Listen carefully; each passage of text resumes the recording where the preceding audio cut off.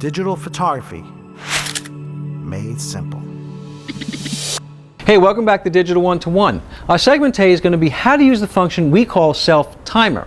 Now, the self-timer is noted by a universal symbol that resembles a clock. I'm going to show you a little sample of that. Here's a look at that graphic and what the self-timer actually looks like on our cameras.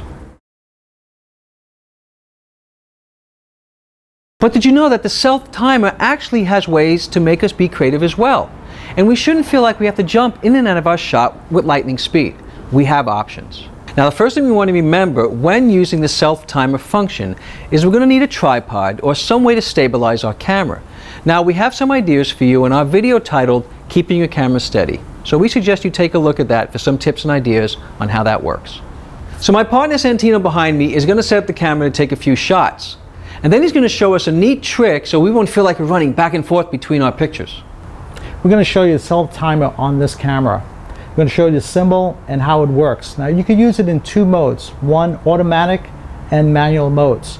Now remember, the blinking of the red light, as soon as you hit that button, that gives you the time delay. And we can set that time delay to 2 seconds or 10 seconds. So let me show you.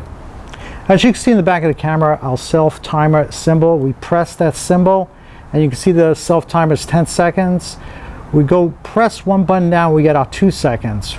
We're going to go back up to our 10 seconds. You press the button to release button, and we have plenty of time to get into the camera. As you can see, we could fix our hair or just get ready for that right shot. So here we go.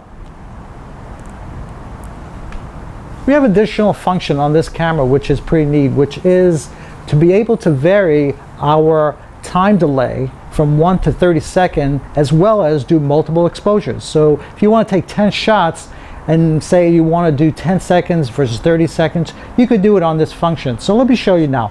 Now we're going to talk about that custom timer we talked about before to vary the amount of delay and to customize how many shots we do.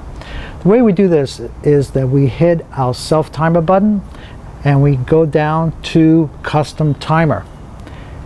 Now make sure we have it there. And then we go into menu and we go down to self-timer, press OK, and two bars open up. And as you can see, we could vary our delay. I'm going to vary the delay down to 6 seconds. And now we're going to go, how many shots do we want? I'm going to say I want 3 shots. We hit OK, and we come out of this mode, and we're ready to shoot. Here you go, take that first shot, make sure you're set. Now Ken's going to join me for the second shot. And that third shot, we're going to be a little dramatic here.